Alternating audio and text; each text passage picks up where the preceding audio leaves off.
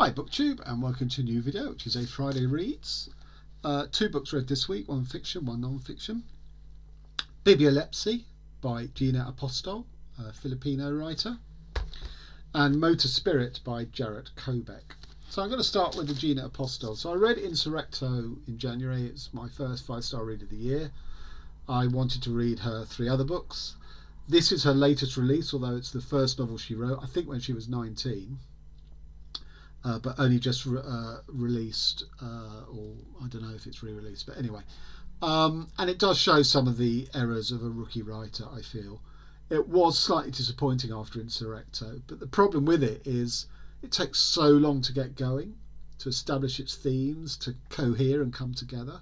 The second half was excellent, but the first half I did not enjoy. I really struggled to grasp it. So it's about a young girl in the Philippines with an older sister when their parents fall off a boat and drown, although they're never found.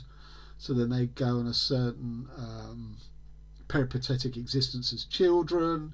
Their grandmother looks after them for a while, although she is increasingly suffering from dementia, so she can no longer look after them. And in this time, the main character discovers reading because her grandmother buys her books, but there's no rhyme or reason or logic to the books that she supplies. They can be sort of, dry old historical sort of genealogy lists, to Mills and Boon or Harlequin true romance novels, to a serious novel by a serious author. So it's quite hard having a grasp of it. She goes to a school whose library has been endowed, I think, by the grandmother. So it has an unusually good library. And on her first visit, this is when she falls in love with books. And she's accompanied there by her grandmother's lawyer, who's a really slimy character. And I'm just going to read to you. "Can I touch this?" he asked, moving his head down to my face. Against my chest he had pressed his hands, his breathing and mouth gross as goose quill, ugly, gristly and wet, scribbled dank ink on my face. I lifted the book, and the porous parchment of the heavy book met the man's sweaty mass. The book was an ungainly shield. I finally heaved the folio against him in a burst of energy I can't quite see, and he fell against a thick grade school chair. I ran out of the room through the open door. So there she's literally used a book as a shield between her and this guy who wants to molest her. And it's a symbol for the first half of the book, where she's using books and reading as a way of, keeping reality at bay. She's an orphan, she's struggling to come to terms with the world. Books are it for her, but in a rather sort of ad hoc, piecemeal fashion. So much for part 1. Then we get into part 2. Where it starts off with her trying to be a writer, and she decides that's not for her. No, she's a reader. And she hooks up with a circle of Manila poets and works her way through them sexually and romantically, because what she discovered in part 1 is this notion of bibliolepsy. She loves books, she loves reading, but it's not just an intellectual, ideational love. It's a physical tingle desire it causes in her. So she merges the two by going through this circle of poets sexually and stuff, and it's very waspish in the style of what I like. One of the things I really liked about Insurrecto. So here she's puncturing the vanity and bombast of a poet that she slept with. "Well," he said, his fingers circling nervously round his beer, his chinlessness shining in the moonlight. "I wrote it when it was dark, a darkness that made me deaf. I mean, all my senses go, but what I really feel is the loss of sound. The whole of Manila was dark and the moon wasn't out. Pain. I wonder if anyone has ever felt it. The total failure of the senses because of a simple blackout. And I felt, this is living. When the body has deserted you and space folds up and still a poem is in your hand demanding light, more light. It was just a brownout, silly. Meralco needs to get its act together. It's a political failure, not a poetic incident." I love the way, as I say, that she lances his pomposity. And here's another bit on the same page, in fact. A sexist layer of writer's crock overlays such portrayals of Bibliolepsy. Nabokov was no independent savant. He existed on the kindness of Vera's adoration, her waspish wit.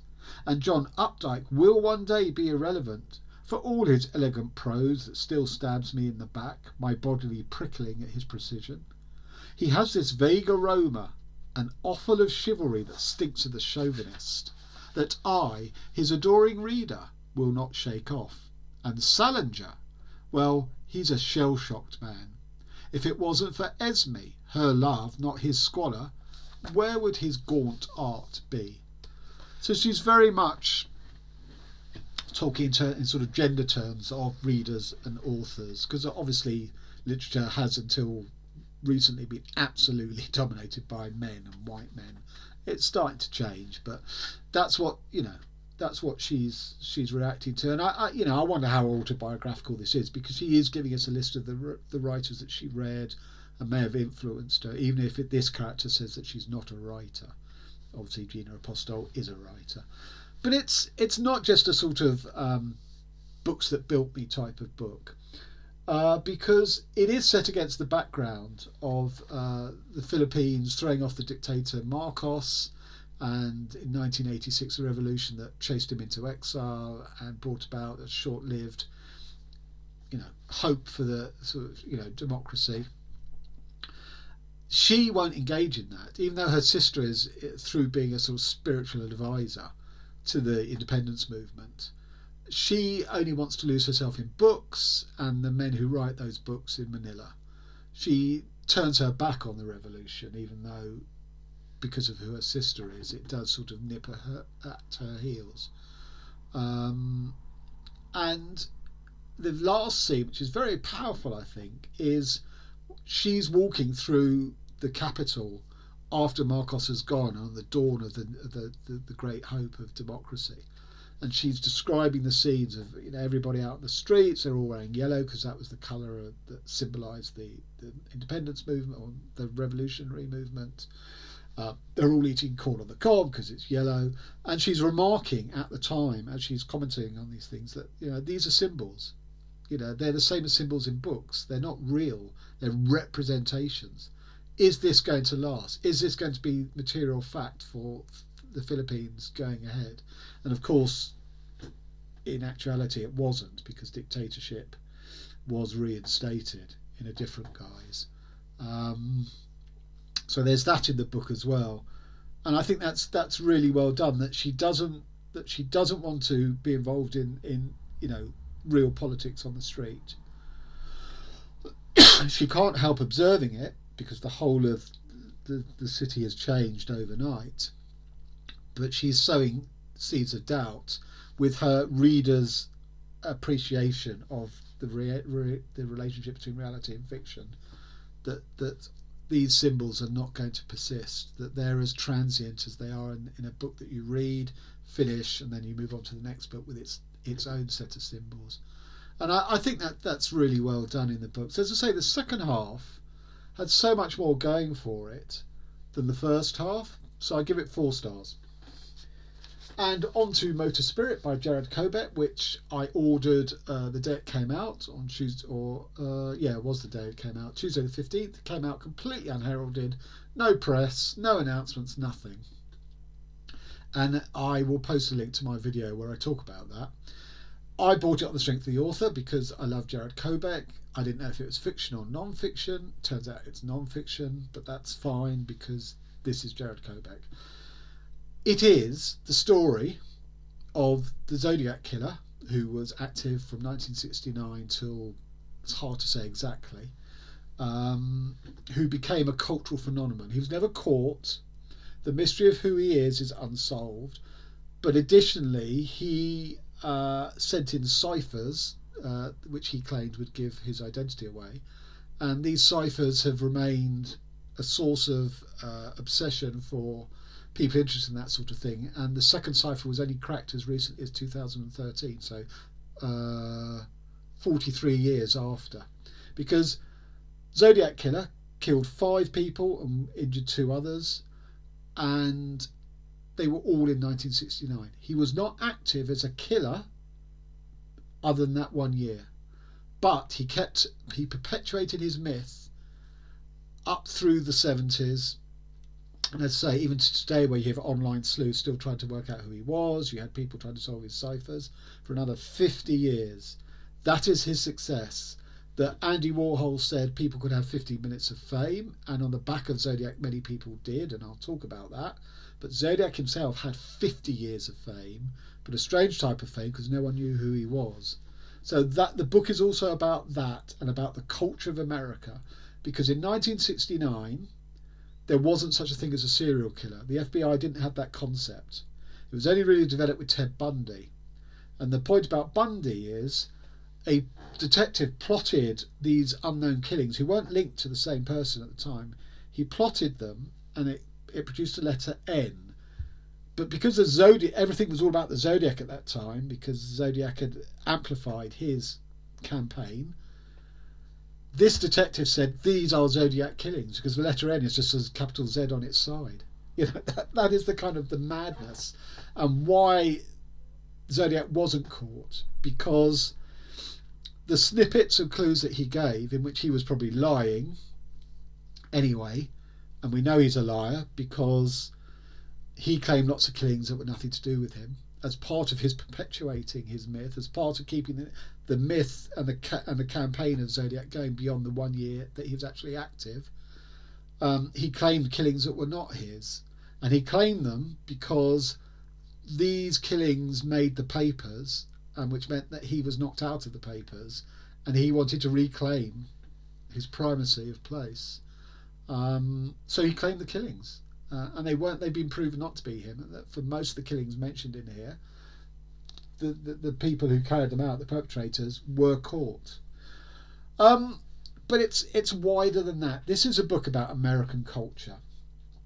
It's about hippies and straights, because the fresh angle that I believe Kobek introduces in here is he systematically takes down all the errors that have perpetuated around the case of Zodiac, many of which were mistakes by the police, faulty thinking, such as that guy who conflated Bundy's killings with Zodiac just because of the letter Z. Because Zodiac was a symbolic killer, i.e. he wove symbols and codes, literal codes that he sent into the newspapers around his killings. And as I say, he wasn't active after 1969 as a killer, but he was very active as a chasing press, a press mongerer. So after Kobek has systematically taken down most of our current theories, and theories back then of who Zodiac was, he offers a really interesting insight that Zodiac was like, it's thought that Zodiac might be a military person or a police person because of the use of codes and ciphers, because of how he used technical terms when he was describing locations of bodies and bombs that he claimed, the fact that he sent in diagrams of bombs.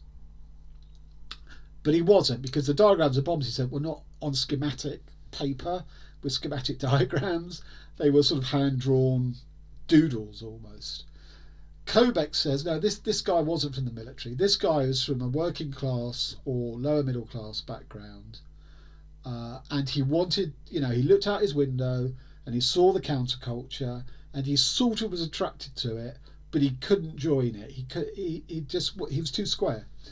And one of the things he did in his letters is he wanted people to wear badges with his symbol on, because 3 years previous to this letter he'd seen people wearing Black Power badges, peace badges. So he thought, why not have Zodiac badges? But by the time he incorporated that to one of his letters in the mid-70s, people weren't wearing button badges anymore. So he was out of touch. He referred to the Blue Meanies, which is a slang term for the police that the Beatles used on Yellow Submarine. And a lot of the heads and hippies took up that jargon, even though it was a British policeman. It was used in America, and Zodiac used the term in one of his letters, or a couple of his letters. But on the other hand, he also quoted, without attributing it, to the Mikado, a Gilbert and Sullivan light opera, which is hardly, the listening pleasure of the hippie movement. And he didn't, he wasn't from the sort of the genteel middle classes who would have listened to that stuff, because the version of the lyrics that he cited was those used by Groucho Marx when Groucho Marx did a version of the Mikado, I think televised rather than filmed, or it might have been filmed, shown on TV. And the lyrics were slightly different in Groucho's version from the original Gilbert and Sullivan. And it was Groucho's version of the lyrics that Zodiac quoted. So not only is he quoting Gilbert and Sullivan, which is sort of anathema to, the sort of rock and roll of the 60s, he's doing a Groucho Marx, a vaudeville comedian version and pre-war, Hollywood comics version. He can't quite get with the program, basically, that Kobek suggests that he wants to get, which is a very interesting theory. I've not seen it anywhere else, but it's not to say it doesn't exist anywhere else. But it works very well when stood against the kind of lame thinking of the authorities in chasing Zodiac. But don't think the hippies get off scot-free. He is coruscating in his analysis of the hippie movement that by 1969 you had all the dregs and the wash-ups and the burnouts and the speed freaks and the acid burnout guys who'd all congregated in Haight-Ashbury in San Francisco. But they were the absolute dregs of the movement. They were people who no longer were in control of their faculties because they basically burned out, a lot of their neurons and their synapses. And that several of these people were guilty of terrible crimes. And the first one that's cited is a woman called Anna Jimenez, who was obese and an outsider from conventional society, tried to be part of the Haight-Ashbury scene, but ultimately was murdered, raped, decapitated by a group of these burnt-out hippies. And one of the policemen on the site said that it was it's not an act of evil, it's an act of motor spirit, i.e. people have done too many drugs and frazzled their brains. And Kobek picks up that phrase motor spirit, and he uses it as a sort of cipher for what is going on in America in 1969, particularly on the West Coast. That the Manson clan, they were all acid heads, probably burnt out their synapses. They were very much full of motor spirit. But when push comes to shove, the main motivation behind the Manson murders was not helter-skelter, as the the prosecuting attorney Victor Bibliolepsy stated in perhaps the first modern true crime book after Truman Capote, where he said it was Manson wanted to provoke a race war. It wasn't that at all. It was a drug deal had gone bad. Manson wanted revenge. His addled memory sent his troops to a couple of addresses where the guy he wanted used to live but no longer lived. Hence Sharon Tate was caught up in it, because they were renting that house, etc., etc., etc. So we have the Manson murders, we have Ted Bundy, we have this Anne Jimenez, we have lots of other murders attributed to the burnout of the hippie generation. So that the end of the hippie movement and of the counterculture was not just, or perhaps not even, the Rolling Stones gig at Altamont, where they had employed Hell's Angels as the bouncers, and the Hells Angels were just roughing everybody up and ended up killing a man. That is symbolically taken as the end of the countercultural protest movement, but it isn't. The end is when there was a critical mass of people who had done their brains on acid or speed, and all restraints were off, all morality had gone, and they were involved in these terrible, terrible crimes, some of which were attributed to Zodiac. Because what Zodiac did was, by sending ciphers and talking in codes, and the fact that for one of his killings he dressed up in a sort of with a hood to mask his features, it was attributed to him that he was an occult killer. And and all these mad theories that he killed on certain phases of the moon, and all this sort of stuff. It was always near water.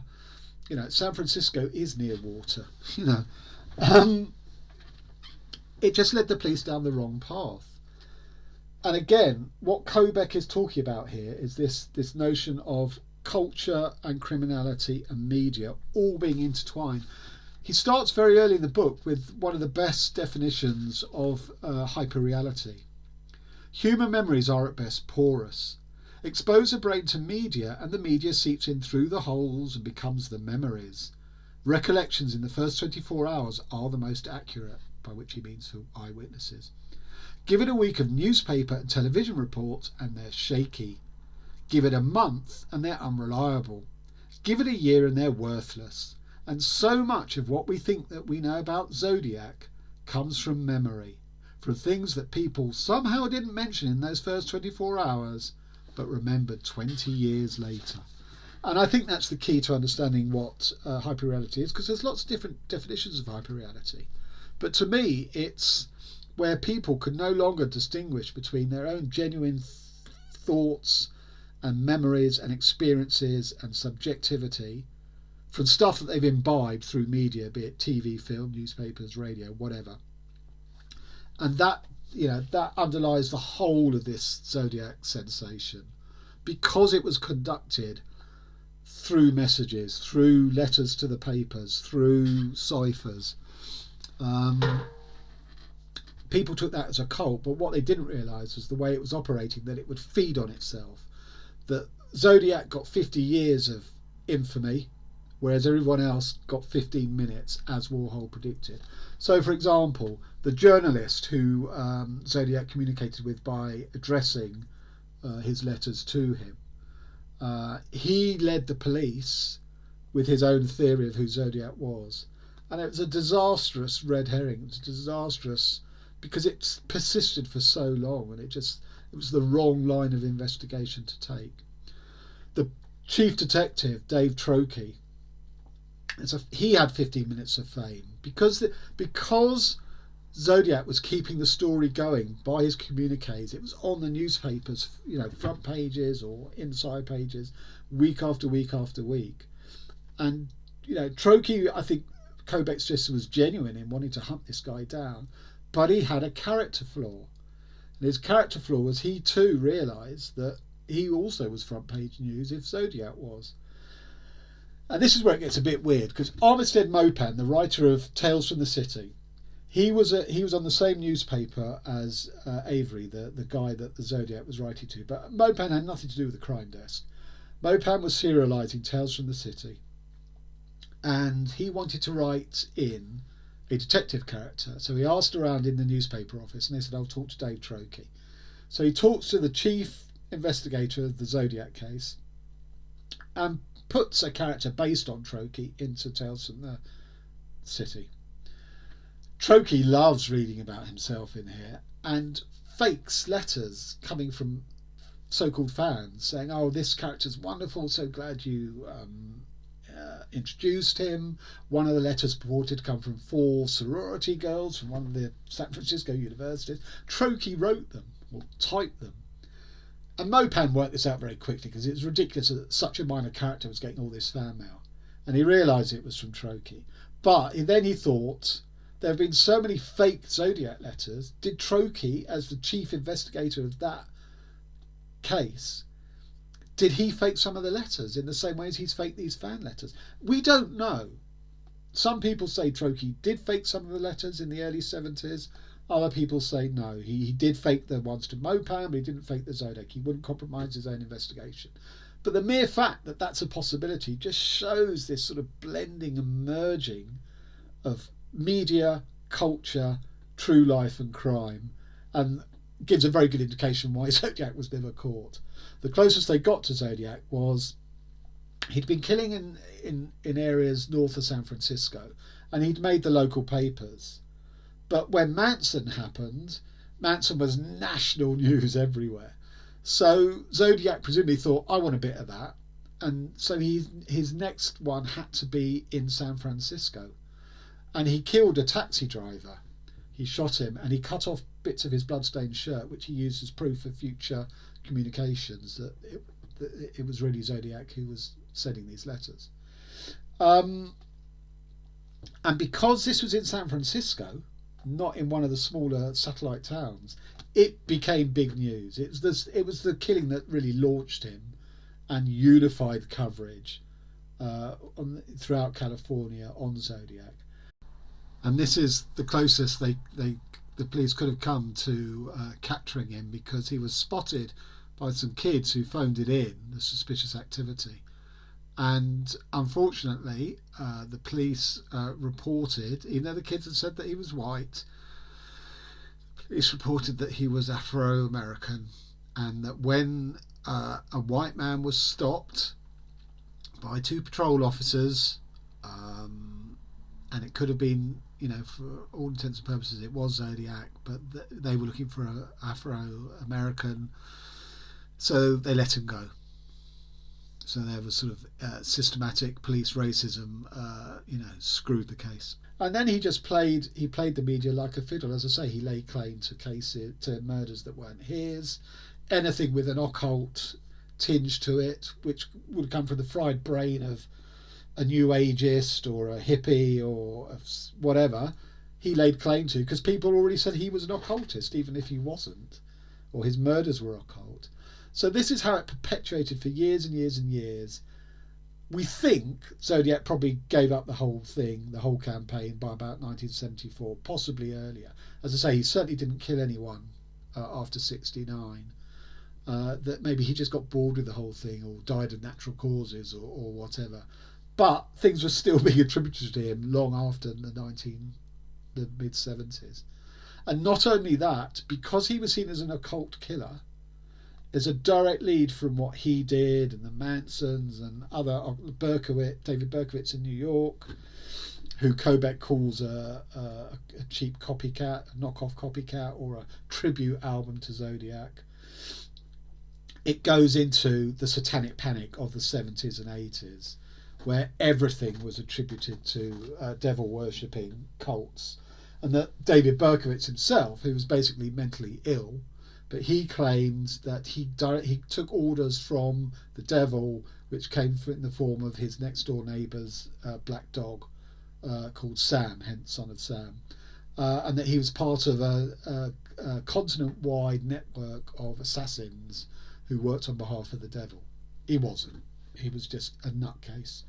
But you can see the direct link from Manson and Zodiac through to the satanic panic of the 80s, and all of that is so well done by Kobek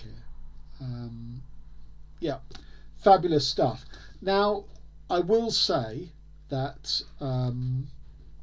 the book has quite a few typesetting errors, which is disappointing. I don't blame Kobek for that. It's printed in Great Britain by Amazon, but presumably Amazon only work off the manuscript that they're provided by his publishers in America. So the error must lie with the publishers, not in Amazon's reprinting of it or print on demand of it. So that's disappointing. It also says at the back of the book, how does the story end? To find out, read How to Find Zodiac, which I assume is the follow-up that will be published maybe later this year. And I'm going, well, all the Zodiac stuff is in here, so that must be about how Zodiac has persisted for 20, 30 more years online, and the online sleuthers and the code crackers. As I say, the second Zodiac cipher was only cracked in 2013, so people were still on the Zodiac case so many years after. And I was feeling, well, how much am I going to be interested in that? But two things. One is I trust in Kobek. He gave me exactly what I wanted in here, which is a lot more than just a true crime thing that I happen to know a lot about already. So I trust in Kobek, but I also think that the man who wrote I Hate the Internet, which is one of my all-time favourite books, is so fantastic on all things social media and the digital life, that actually there's a lot potentially to be gained by reading the follow-up book. And just to say, final example of why I think Kobek is such an incisive mind. The only new thing is each generation's belief that the ideas are new, A failure to establish institutional knowledge that might prevent the thing from happening again. So on the one hand, that's sort of a restatement of, if you don't know your history, you're fated to have it repeat itself, which I've never believed in, because history is always slightly different in each epoch. The starting conditions are different. So you can look at the what's happening in Russia and Ukraine today, and make links back to the First and Second World Wars, balance of powers and all that sort of stuff. But it's different. It is different. But what I think, where I do draw sustenance from that statement is when you consider something like the Occupy movement, where, once they started meeting and collecting and discussing, and they came out with all this stuff and analysis and theories of how to improve things, they claimed it as original. It isn't. It'd been around for many, many years, but because they were a fresh generation, they sort of imbibed all these fragments through hyperreality, through media. And once they'd knitted it together for themselves and it made sense to them, they thought they'd come up with it. They thought they'd originated it, which is exactly the point that he's making about hyperreality. So that's why I find Kobek such an incisive writer, as I say. So 5 stars, and I am looking forward to the follow-up. I'm not sure what I'm going to read next. In solidarity with the Ukrainian people, I've ordered an Andrei Kurkov novel called Grey Bees, which is about sort of the Russian campaign in eastern Ukraine that snatched the Donbas region and Luhansk region, and that's where the Russians are jumping off from today. It hasn't arrived yet, but it's going to the top of my pile just because, as I say, I want to read a Ukrainian author. I read his Death in the Penguin a few years ago, and that was great. That was very, very good. So I have high hopes for that. Other than that, I'm not sure. I will be reading J.R. by William Gaddis as my March of the Mammoths. I have a couple of new novels on pre-order which are due to arrive in March. I would like to get to them if J.R. allows me. It might take all month. It's about 750 pages. So we'll have to see. Okay, so thank you, BookTube. Till next time.